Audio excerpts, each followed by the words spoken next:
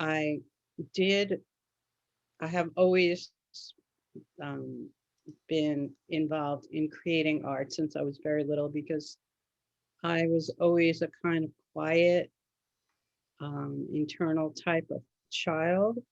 So it was my way of tuning everything out and I can go within. And then I did decide because I had to decide, if I wanted to go to college or not, what I was going to do.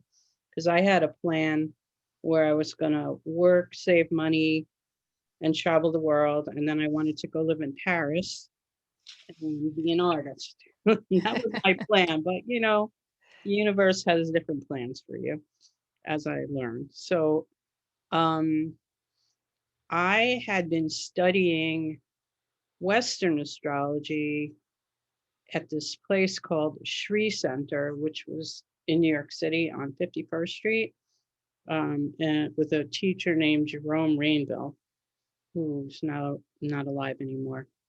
And the center belonged to another Indian teacher named what we call him Shamji Bhatnagar, and that was Sri Center.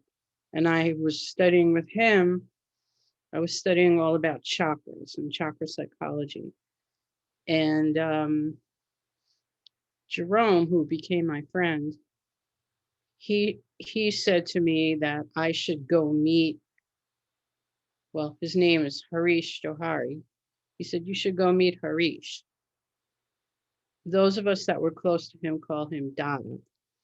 So anyway, so I said okay. I had no. If somebody I trusted told me something, I would probably do what they said. So, and I considered him my teacher, one of my teachers. So anyway, this other teacher, Shamji and Harish Johari, used to teach workshops together in Europe, and they were going to be somewhere near Amsterdam. So I thought, okay, well, I can go. I was like 22, or I don't know what I was. I was like, yeah, I'll just go. So I went. I went to Amsterdam. I got there. Nobody was there because they were still teaching, and somehow missed me at the airport. So anyway, I wound up being in Amsterdam for 2 days on my own, which was fun. And then they came back and I met my teacher. And really, I didn't know anything about him.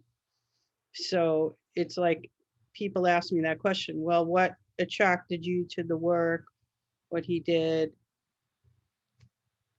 It kind of just found me. That's all I can say. I went there and I met him. The first thing he asked me was if I know how to make chai. And I said, yeah, sure. Like, right, chai. Okay. So, I made the chai like with all the spices and everything. And then I served it to him and he said, oh, very good. And then he made a face and which, was my first lesson that he doesn't like chai with spices.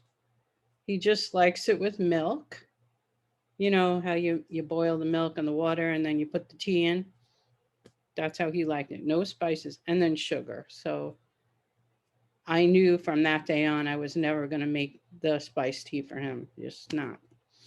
So I made the tea and then after that we started cooking. So because whenever he was around there was always food. That was very important for him. He liked to feed people and cook for people. And so I was helping him cook. And the next thing he asked me was if I could cut his hair because he knew that I had recently just became a hairdresser. So so I said, okay, fine. So I cut his hair and he had this very thick hair. So I can explain it was like the quills of a porcupine. They get into your skin and my clothes.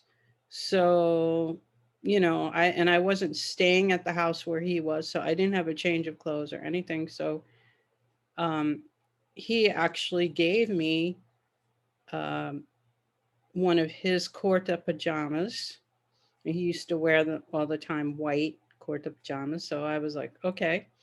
So I wore that. And then he drew a picture for me, very small, of the deity Ardhanarishwara. I don't know if you're familiar with that. It's half Shiva, half Shakti in one image.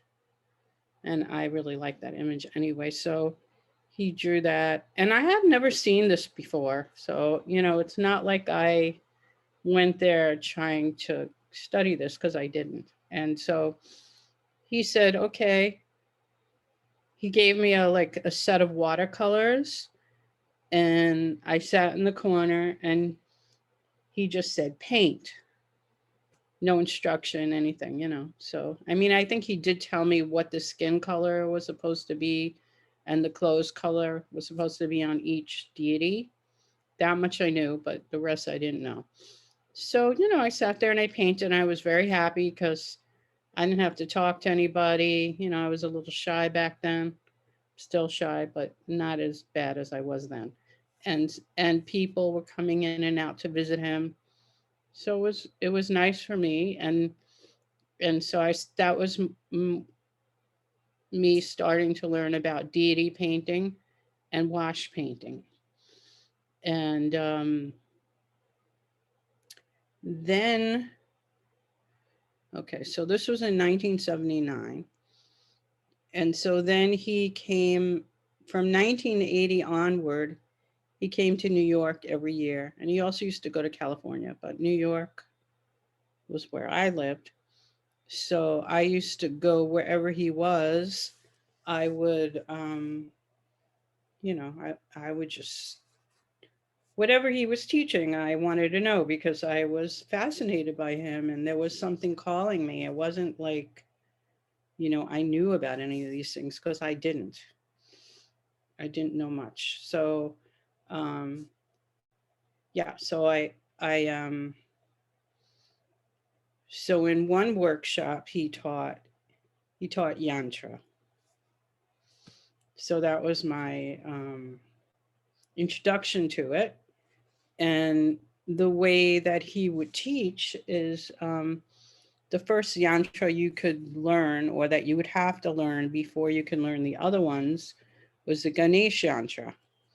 Now, Ganesha, some of you might know, is the remover of obstacles, and also very helpful if you're starting in any sort of spiritual path to get Ganesha's grace before you go on. So it makes sense to do that yantra first, and then it opens up the doorway, the path. So I just remember in the workshop struggling like with that yantra. It was so hard for me.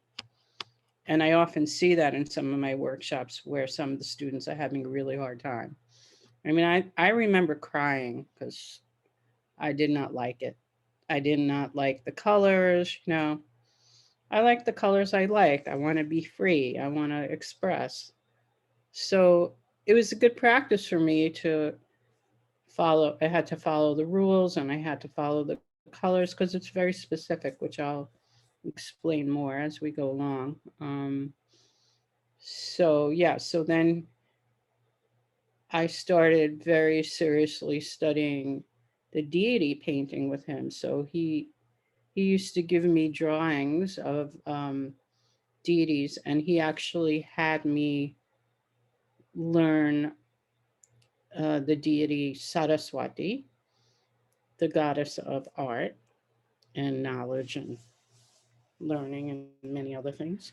And he had me make one in each color. So let's say I started with blue, so everything would be all blues.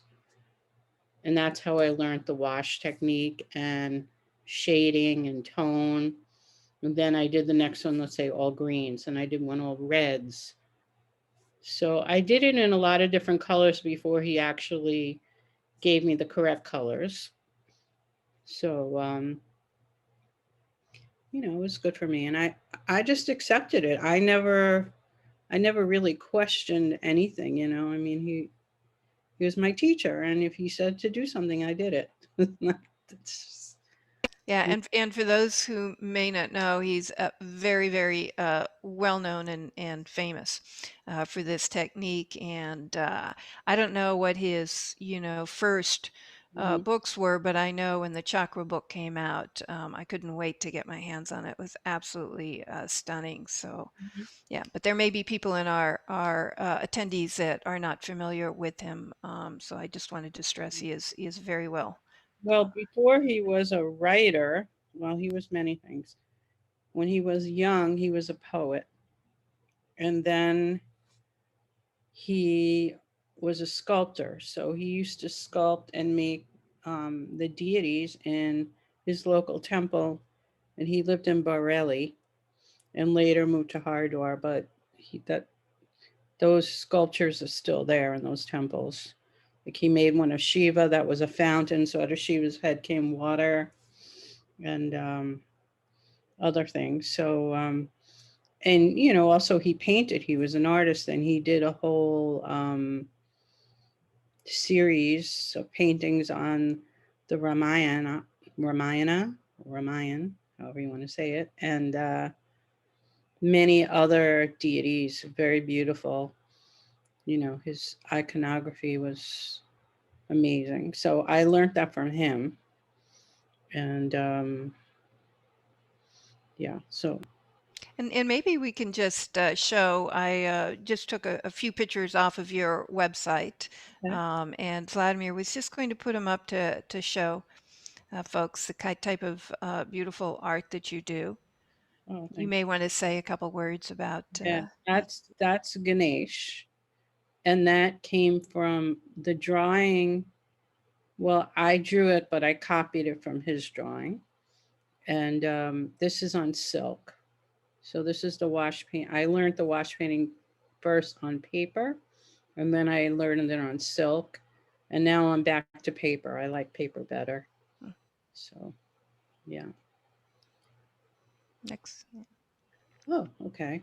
So these are from a series that I did of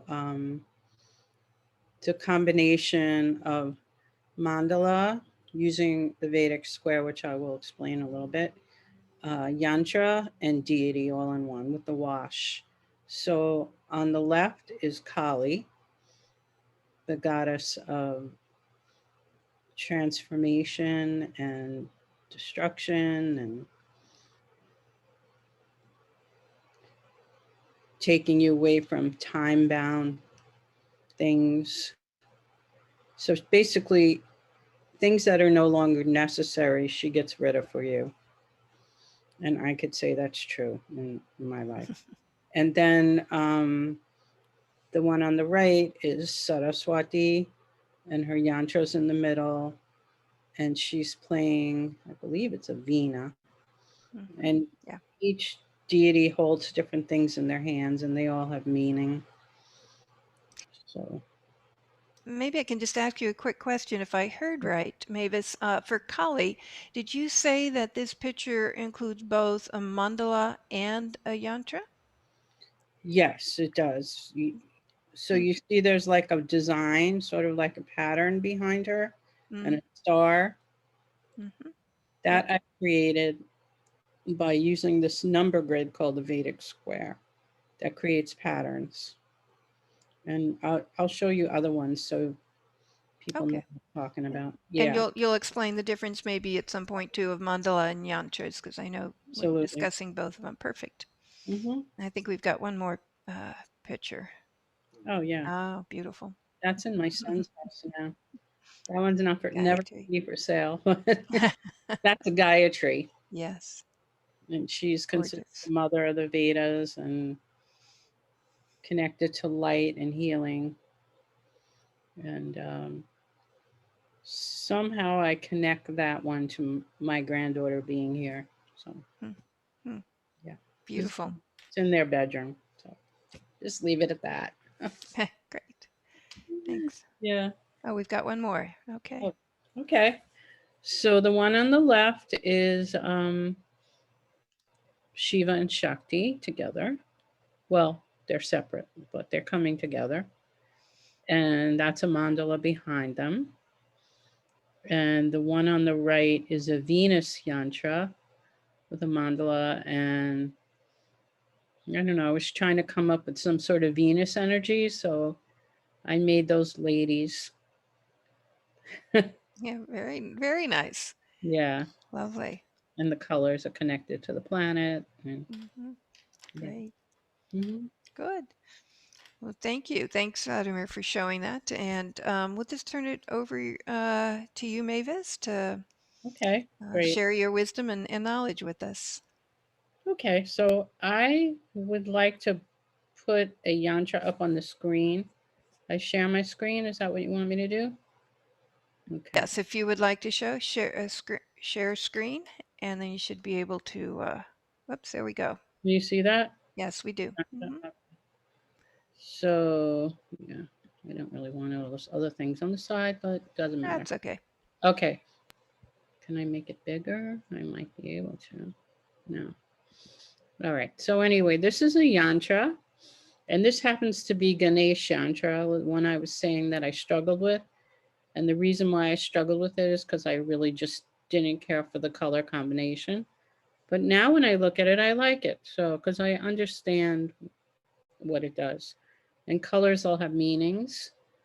And on this yantra, so I just wanted to say what a yantra is. Yantras are geometric forms or containers of the energy of a deity or a planet. So in this case, this is Ganesh. Now, what makes a Ganesh? Well, there's certain shapes that are connected to Ganesh yantra. The colors are connected to Ganesh. Now, you'll see, and all the yantras I will show you, they are all the shape. So it's basically a square with 1, 2, 3, 4 things sticking out, and those are called gates. So the gates are the sort of like the portals or like this place where the energy comes in and out of the yantra, or where the yantra breathes, the prana comes in and out. If it was just a square, it would be static. So with the gates, it gives it more energy, more life. And what did I want to say about that? Gates. And I'll just mention too, if anybody, any of the attendees, if you have questions at all for Mavis as she goes along, feel free. There's a little Q&A box at the bottom, and so you just click on that, and you can type in your questions, and she'll be taking questions towards the end of the webinar. So So also what I wanted to say about the square, so you'll see in all yantras, they all have these shapes. They all start with a square. And all the elements, okay, so there are 5 elements. All the elements are in the yantra. So the square represents the earth element. And it's also called the seat, the base of the yantra, asan, is and it's also called the bupor. That's the name in Sanskrit, bupor. Next, you'll see a circle or series of circles. And circles represent the water element and creation.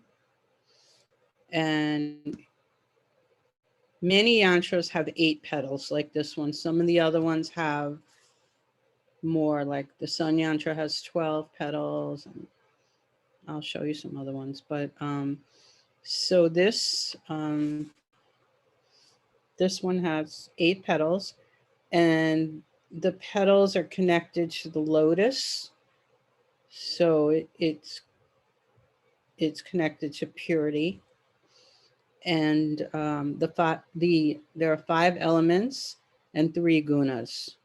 So the 5 elements are earth, water, fire, air, and akash or ether.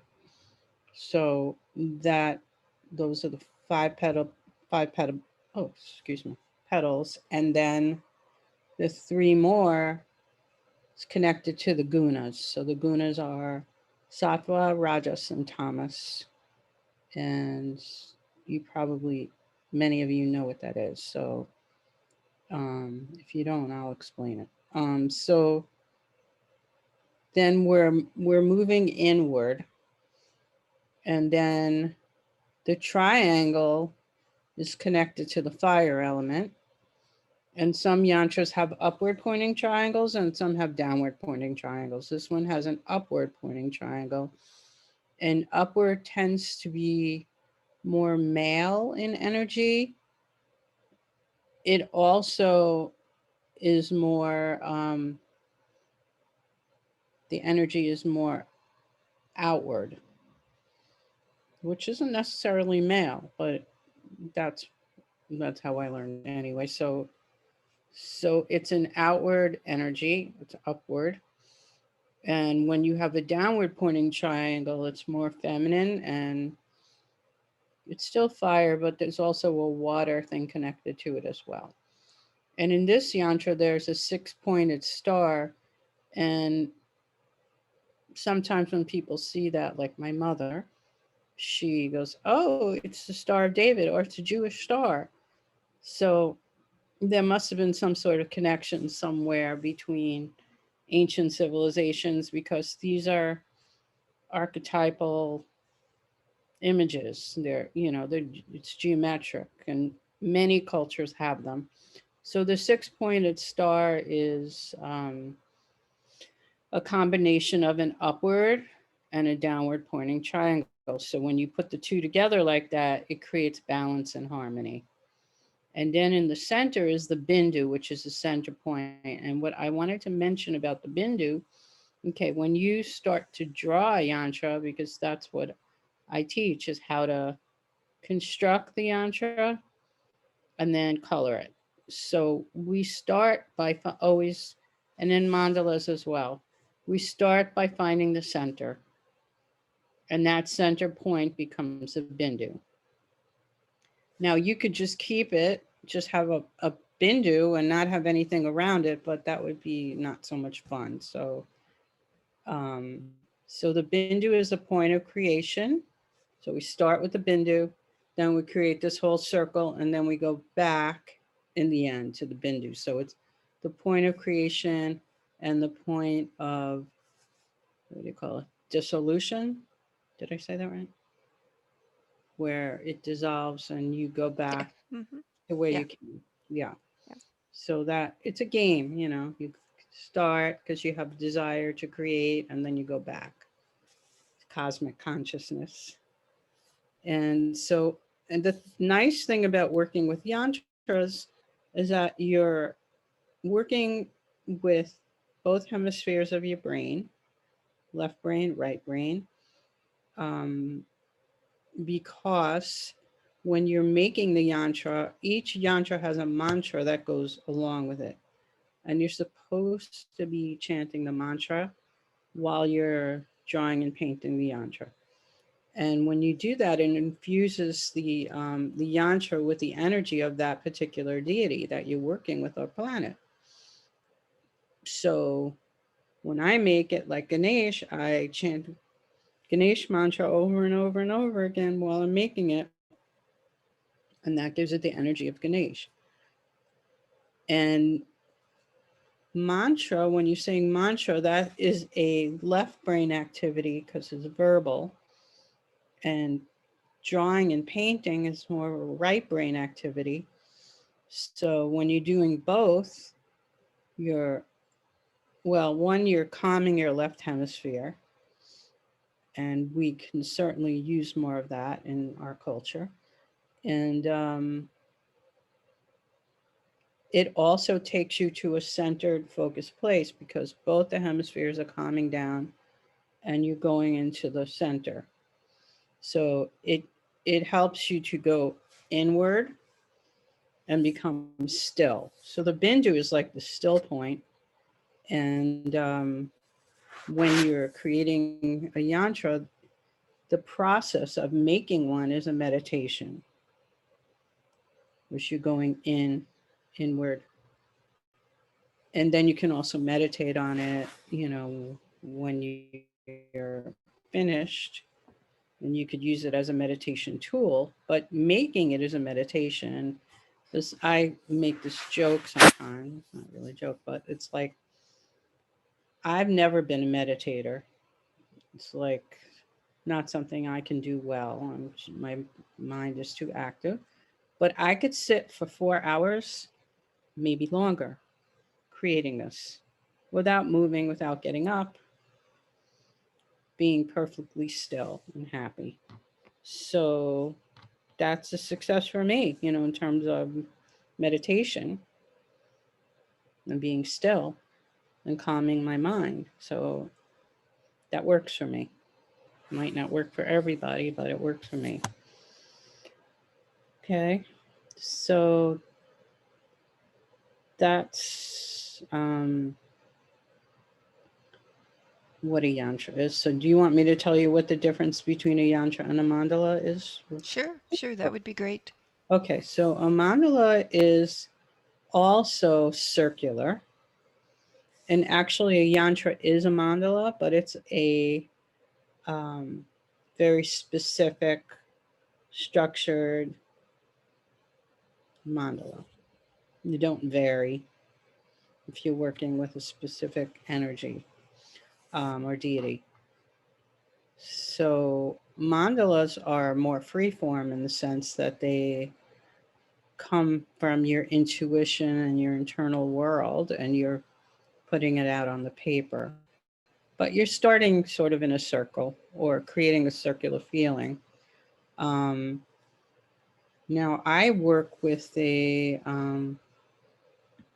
did I put that? All right, I gotta get this off the screen right now. Get something else. Okay, get that off of there. Mm-mm. Get that off of there. Sorry. That's Okay. okay. May have to stop screen share, find what you want, and pull it up, and then screen share. Yeah, I'll do that. Okay, because I wanted you to see. Where did I put it? A Vedic square. Okay, that's not it. If you don't mind, Mavis, we do have a question from Kay about your Ganesha Okay. yantra, and she's saying that she felt exactly the same when she first painted Ganesha yantra, that she didn't like the colors, and it took several paintings to begin to connect with the energy. But her question is, where did the colors of the yantra originate from? Yeah, that's a really good question, and I don't 100% know that answer. I do know what I do know, and what I learned is that the yantras were created by the rishis, who were ancient seers, in their meditation. So they would go into very high states like samadhi or whatever you want to call it. Um, and they would meditate on a mantra, and the mantra would give them the image. And that's where they got that from. I'm not sure when colored yantras started to come into existence, because back in the day, most of the yantras were three-dimensional, some were carved on rocks, the ancient ones they found. Then in India, they started making metal yantras, like on copper, they're engraved. So they're not colored. And I believe that my teacher might have been the first person to bring out the colored yantras, and he learned them from his great uncle. In his family, there some of the people in his family were yogis, although they were householders, but they were yogis. And he learned.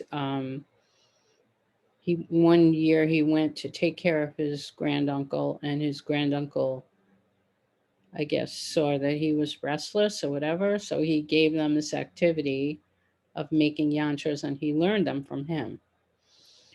And he also told me that there are descriptions in some some scriptures, and I don't know which ones they are. But like for example, like the planet yantras, they all have very specific colors. And he said, okay, well, sometimes they describe it as a certain flower that blooms at sunrise in June, let's just say. So everybody in that particular area knows what that is. So they know that color. And so that's how he started getting some of the colors. And yeah, so this is a whole sort of new tradition of colored yantras. And probably some of it came from his own intuition as well as learning it from his granduncle. And he also studied with yogis, and that's all I got on that. Yeah. So, but these colors have become standardized, is what you're saying, for Well, Ganesha yeah, yantras. now, so, yes, since he brought it out, and there's a few of us that have learned it and have been teaching. So this is what we teach. Um, and many of the yantras, I follow the colors that he taught me. And if I try to do something different, for me, it doesn't feel right. And I can always see other people that make yantras, and some people make stuff up, and that's okay. Um, as well as, if you search yantras on Google, you'll find many different kinds of yantras, but where they come from, I don't know. I don't know what the source is. Um, so sometimes when I see some people's yantras, it doesn't feel right to me, energetically, because it's an energetic practice. And colors have energy, colors have meaning, they do different things.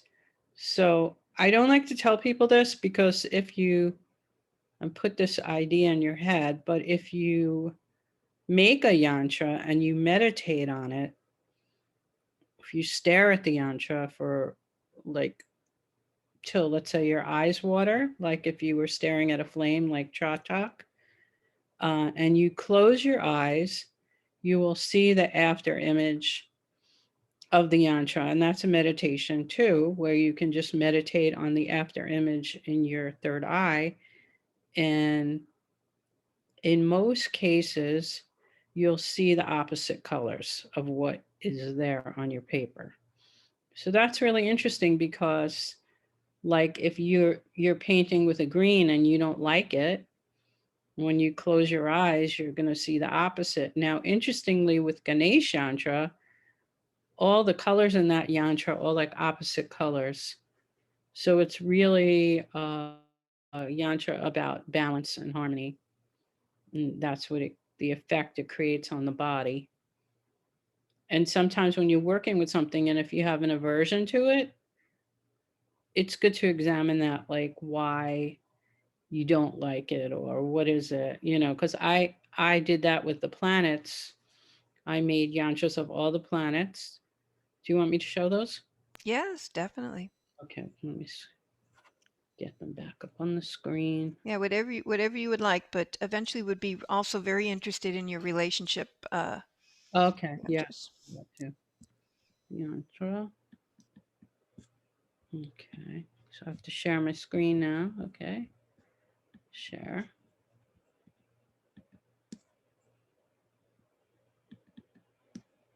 Okay, so here we go. Can you all see this? All right. Yes. So this is called Navagraha, which is 9 planets, and I'll show you them. But so you could see they're all different colors, and okay, so this is the sun. So you see the sun colors are very obvious. Moon, opposite of sun, right? Um, that's Jupiter. Okay, so when I first learned the Jupiter, I hated it. And it was really a good one for me to do, but I just didn't, I don't like yellow, but I like it now. It grew on me.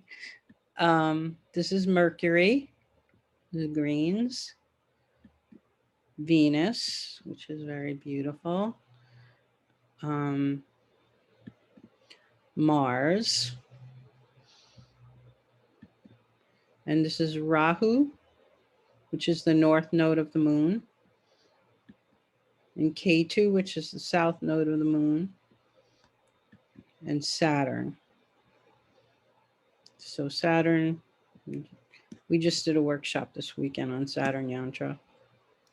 So, These are really nice that you've done these. I know a lot of Jyotishis, including myself, used to use these for remedial measures. All right. So if somebody's having a problem with the sun or with leadership and confidence, then they could use the Surya yantra, put it on their altar, meditate on it, etc. And or they can draw it, right? They can sit yeah, down and actually draw the yantra. yeah, it's good to put it and look at it, but I find that you have a better effect if you actually make it yourself. I'm happy to Yeah. make it for anybody, and I get the benefit when I do that, and that's great. But I think that as a practice, if you go to an astrologer and they tell you, okay, so there are different reasons why you might do the specific, like you use Surya as an example. So let me get back to that one. Okay. So any of these planet yantras, so that's sun or Surya. So it's recommended, okay, if you don't know anything about your chart, but you just know that what your rising sign is, or we call Lagna in Vedic astrology, that you can use a yantra for the ruling planet. So let's say you have a Leo rising, the ruling planet would be the sun. So making a yantra for your ascendant lord will help your constitution, your health, your body, your life path, all that.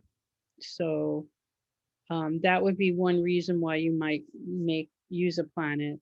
And those of you that are more into astrology and you know your own charts, know that some planets are giving you problems. So that would might be a good one to make.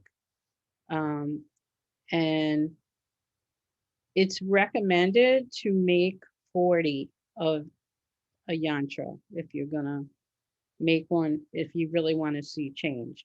You can even do 108, which is a huge commitment, but I haven't gotten to 108 yet, but I have done 40 of certain yantras. So, and I do see things shift, so it's helpful. And there are other reasons as well, but those are, just the general prescription. So, and you wanted to see the relationship mandalas? Okay, let me get the. Sure, sure, sure. There, Okay. there is maybe as you bring that up too, there is a question here, wanting to know if there's an Earth yantra. Earth? Mm-hmm. A yantra for the Earth. Well, there probably is, but There I don't know. probably is. But there is a yantra. Actually, I'm going to be doing a workshop on it. One of the Mahavidyas called Bhuvaneshwari, Oh, and Bhu means earth. So she's the goddess of the phenomenal world. So that, would that be Earth? Probably. Yeah. All material things on Mm. Earth. And also Maya. She helps you to escape Maya, which is illusion. So that's the best answer I have left for that. And there probably are other ones for Earth, but I just don't know them. Okay, so I just wanted to show you this. This is called the Vedic square. And this is how I create mandalas. This is a Vedic number pattern. A chart. It's a chart that has numbers, and the numbers create patterns.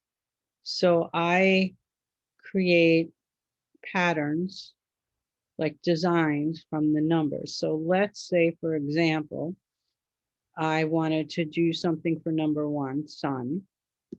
So the numbers and the planets are connected. I would find all the number ones on the chart, and then I lay it out on my paper, which I'm not going to show you how I do that right now. But that's how I get all those designs. So when you asked me about relationship mandalas, these are basically those Vedic square number patterns. So what I do is I take two numbers and combine them.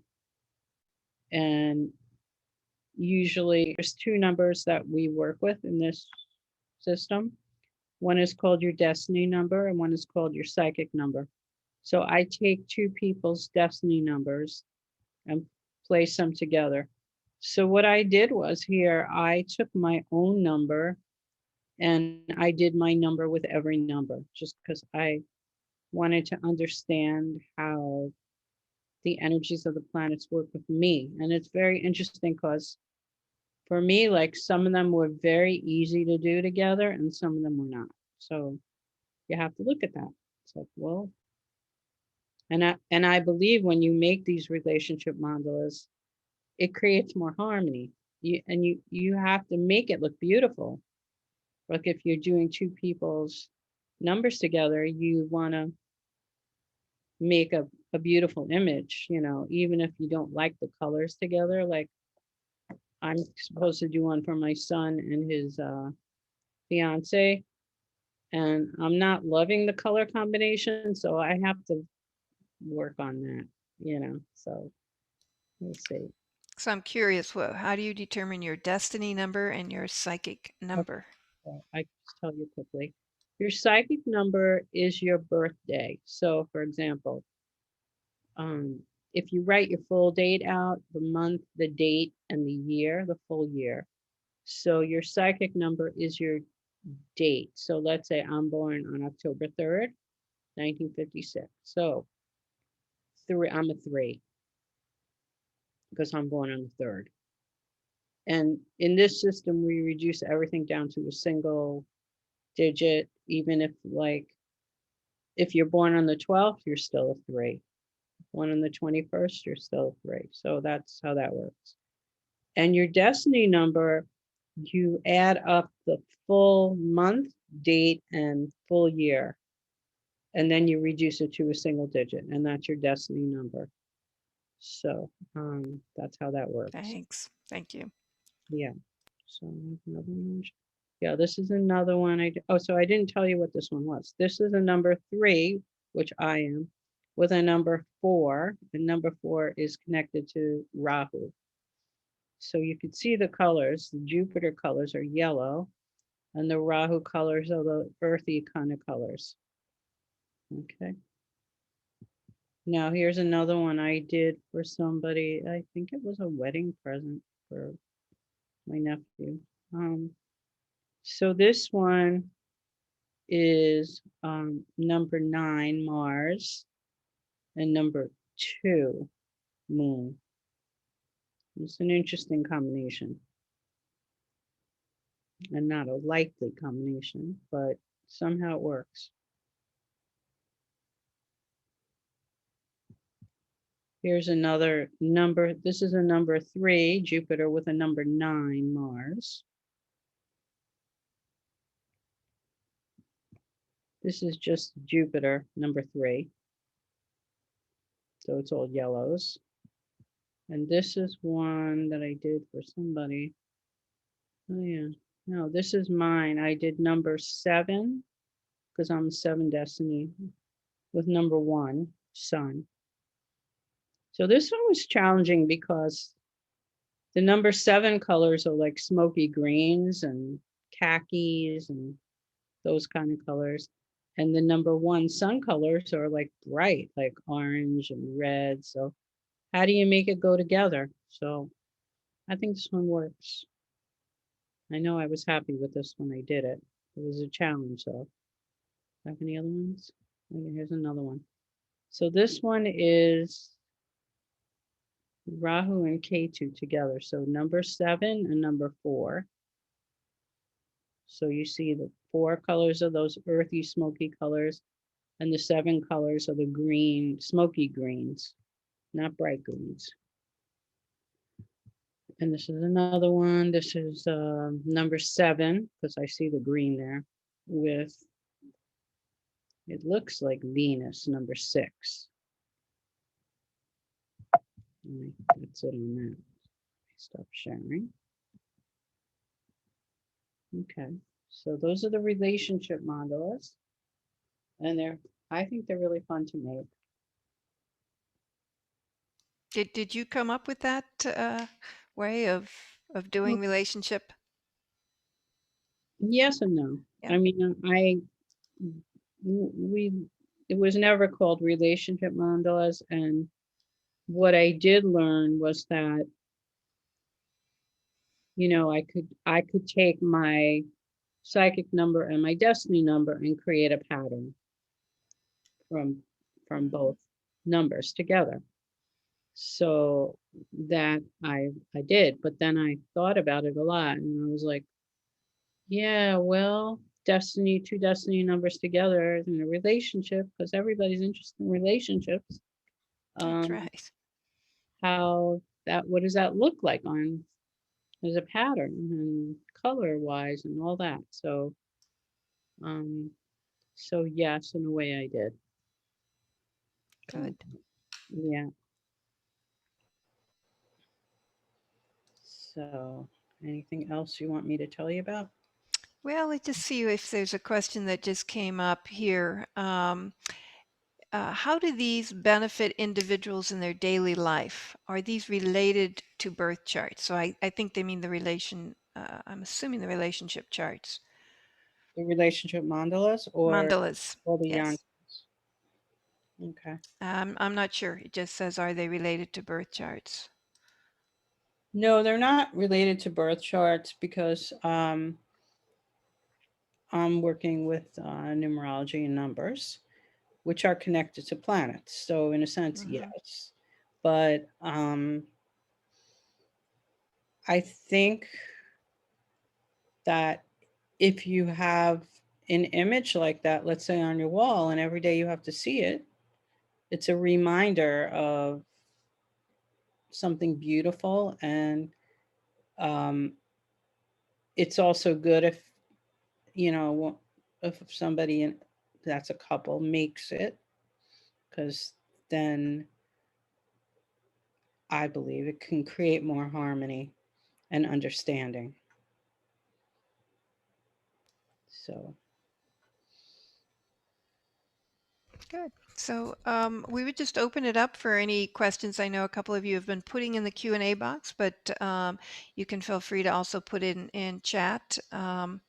We might also just be able to give you the option to open your unmute, but if not, just put it in chat or Q&A. And you mentioned, Mavis, that you do these courses or training online now. yeah, I do Is that everything. correct? It's whole new world now It's of a whole new world. teaching. I used to teach workshops and retreats, sacred art Hmm. retreats. Um, I used to take groups to India. You can't do that now. Um, but I have recently started working with uh, an organization from India called Mystic Art Retreats. And our goal eventually is to have a live retreat in India. Hopefully that will happen. If Sure. we don't even know. But So cool. anyway, yeah, um so I've been teaching all my online workshops with them through them.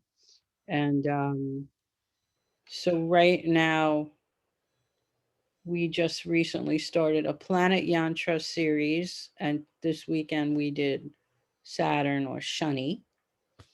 And not sure which planet we're going to do next. One person in the class asked for Venus, so we might do that It's a one good next. one. It's a nice one to do after Beautiful. Saturn. Yeah, it's beautiful. It'll be um, You do have a couple other questions here that are coming okay, up. all right. Eric is asking, do you provide consultations that in terms of what kind of yantra I would need? That's a good question. Yeah, I can do that.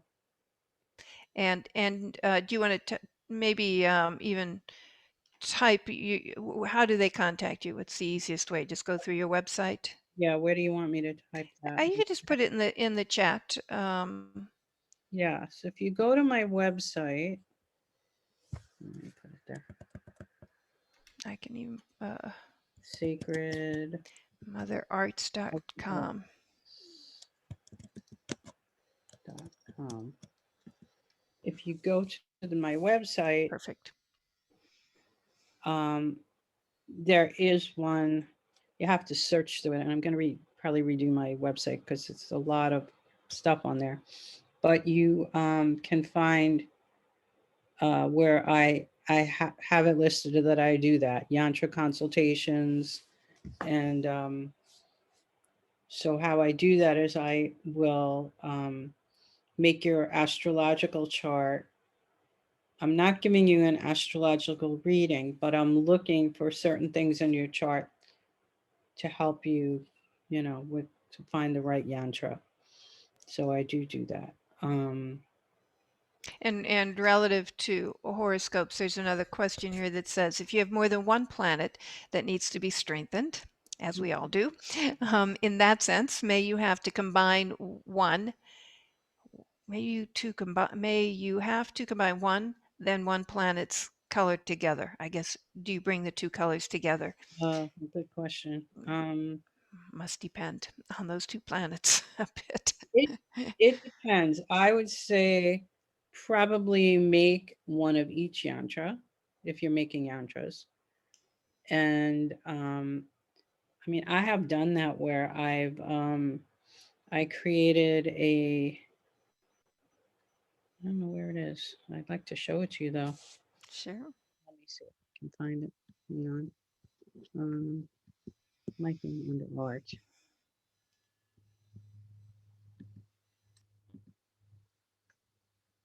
Mm-hmm. No, it's not, of course. Oh yeah, it is. Okay. Okay, so let me share the screen.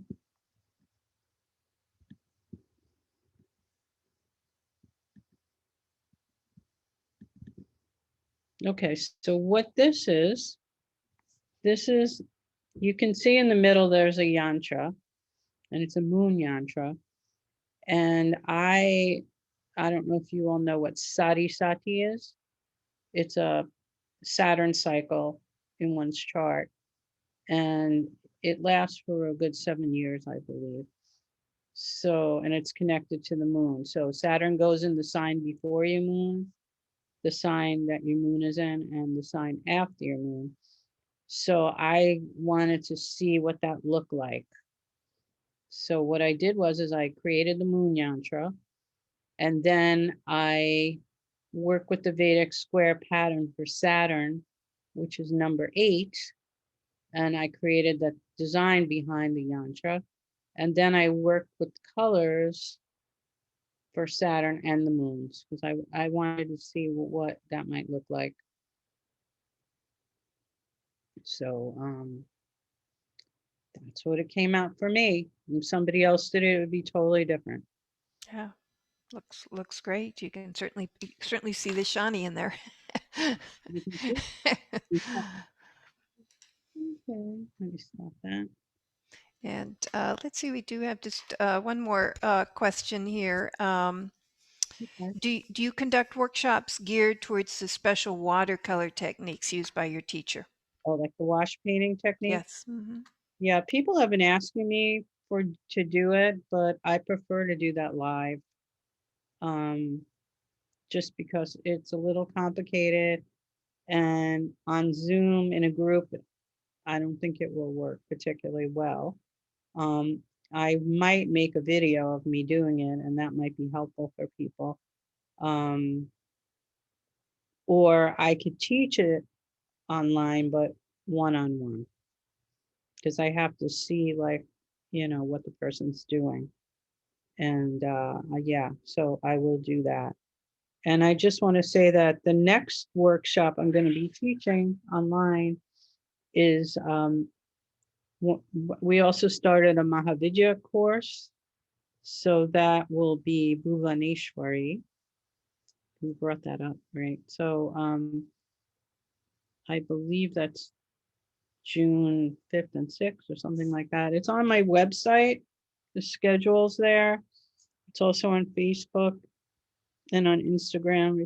We post like a crazy amount of times. But so if anybody's interested to learn more about when I'm going to have workshops, you can just go on my website and fill out the email form, and then I'll put you on my email list. And I don't send out a lot of emails, so you don't have to worry about getting too many, but probably a couple a month. So, if I'm promoting something, then I will do that. Great.